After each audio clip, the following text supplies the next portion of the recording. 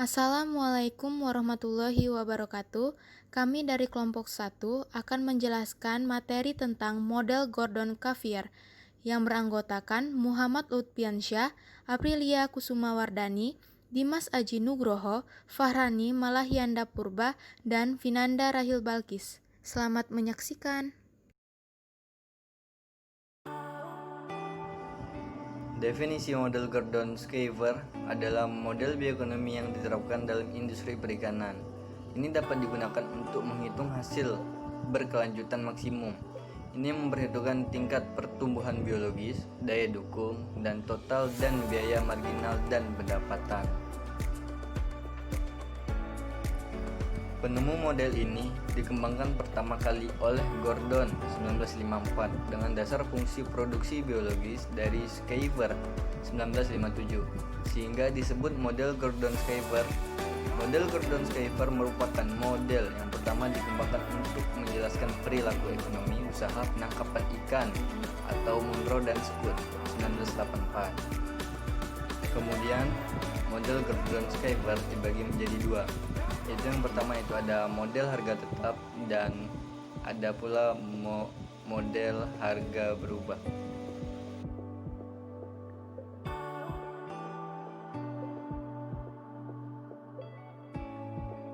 Model harga tetap. Model Gordon-Schieffer disusun dari pertama, model fungsi produksi biologis dari Schieffer, kedua, biaya penangkapan, ketiga, harga ikan. Adapun asumsi yang mendasari model ini adalah 1. Perubahan pada tingkat keluaran atau produksi yang mempengaruhi harganya karena perikanan yang dianalisis merupakan salah satu jumlah kecil perikanan. Kedua, terdapat kebebasan untuk ikut serta maupun berhenti berusaha menangkap ikan. 3. Seluruh kondisi alam dan hubungan biologis adalah konstan. Keempat, selektivitas salah tangkap tidak berubah. Kelima, terdapat hubungan lincah antara biaya dengan tingkat upaya penangkapan. Persamaan. Pada fungsi model produksi biologis dari Schieffer, menghubungkan antara tingkat upaya penangkapan atau E dengan tingkat produksi ikan yang disimbolkan dengan Q sebagai berikut. Q sama dengan AE dikurang BE kuadrat dengan produksi maksimum lestari atau MSY. MSY sama dengan A kuadrat per 4B yang dihasilkan dengan upaya penangkapan. EMSY sama dengan A per 2B. Sesuai dengan asumsi bahwa harga ikan per kilogram yang disimbolkan dengan P dan biaya penangkapan per unit upaya yang disimbolkan dengan C adalah konstan, maka total pendapatan atau TR dan total biaya penangkapan atau TC berturut-turut dapat dirumuskan sebagai berikut. TR sama dengan PQ sama dengan P dalam kurung AE dikurang BE kuadrat dan TC sama dengan C dikali E. Baiklah, saya akan melanjutkan penjelasan dari Fahrani tadi yang telah dijelaskan oleh Rani tadi.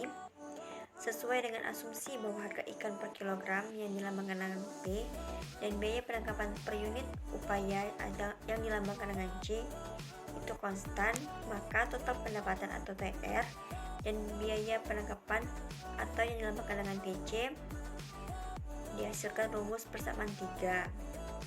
Sehingga dari persamaan 3 tadi didapatkan keuntungan usaha penangkapan ikan yang dilambangkan dengan P dapat dihitung dengan rumus P sama dengan TR dikurang TC, yang mana P merupakan keuntungan usaha penangkapan ikan dan TR itu pendapatan total dan TC merupakan total biaya penangkapan. Arti, keuntungan usaha penangkapan itu didapatkan dari total pendapatan dikurang dengan total biaya penangkapan. Pada perikanan terbuka, di sana terdapat kebiasaan bagi nelayan untuk serta menangkap ikan, serta terdapat kecenderungan pada nelayan untuk menangkap sebanyak mungkin sebelum didahului oleh nelayan lainnya. Kecenderungan ini menyebabkan usaha tidak lagi didasarkan pada efisiensi ekonomi. Dilihat pada grafik yang ditampilkan di PPT kami.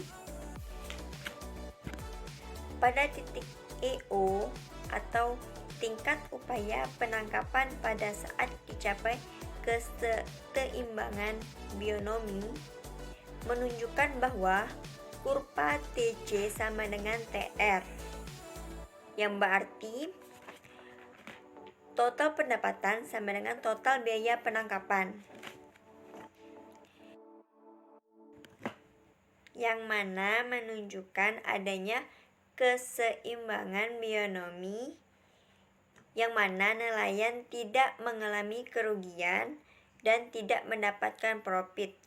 Keseimbangan bionomi dikatakan oleh Gordon sebagai keseimbangan perikanan dalam kondisi akses terbuka. Pada kondisi perikanan dengan akses terbuka, surplus manfaat ekonomi akan menimbulkan daya tarik dalam perikanan yang bisa dibilang terjadinya penambahan input yang ditunjukkan oleh tanda panah yang mengarah ke kanan. Proses ini disebut sebagai akses terbuka. Jika terjadi total biaya penangkapan lebih besar dari total pendapatan, maka arah panah akan menunjukkan ke arah kiri. Hal ini akan terus berlangsung sehingga pada titik E sama dengan EO akan berhenti dan dikatakan titik keseimbangan terbuka. Yang E tadi merupakan upaya penangkapan dan EO tingkat upaya penangkapan pada saat dicapai keseimbangan bionomi. Pengembangan upaya penangkapan terus dilakukan hingga pendapatan nelayan sama dengan biaya penangkapan ikan atau harga lelang ikan dalam satuan rupiah per kilogram, setara dengan rata-rata biaya penangkapannya dengan satuan rupiah per kilogram. Tingkat keseimbangan ini disebut keseimbangan bionomi oleh Gordon pada tahun 1954. Pada tingkat keseimbangan bionomi, keuntungan usaha penangkapan tidak diperoleh.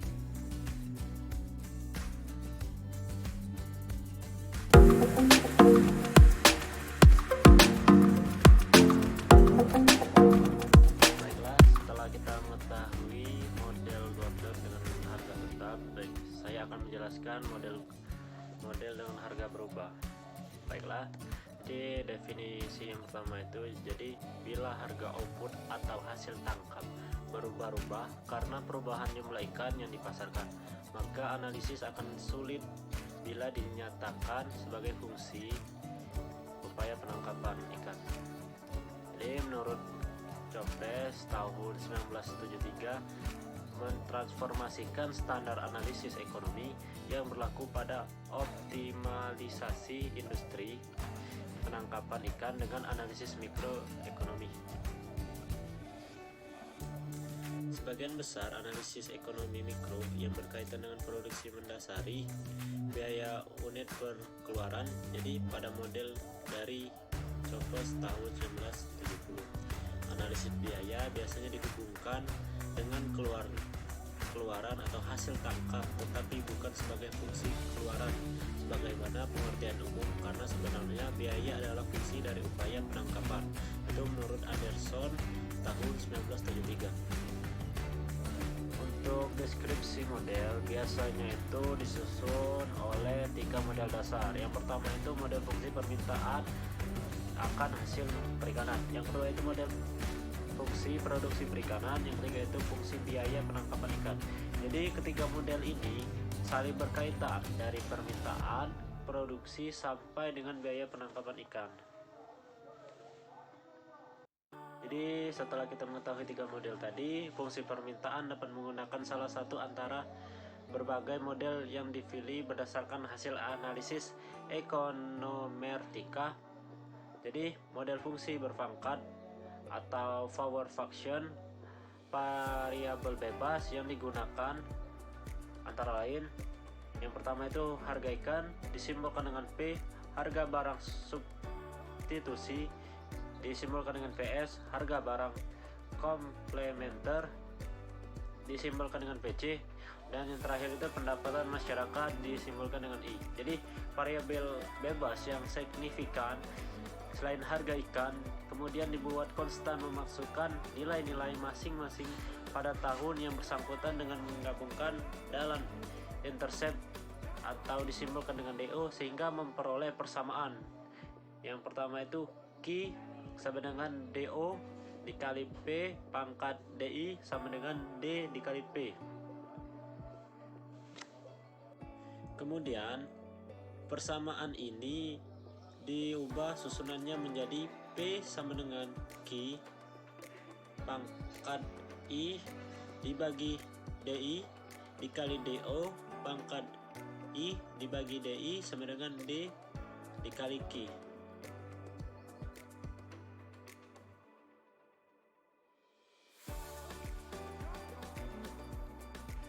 Di sini saya akan menjelaskan tentang MSY dan MAY.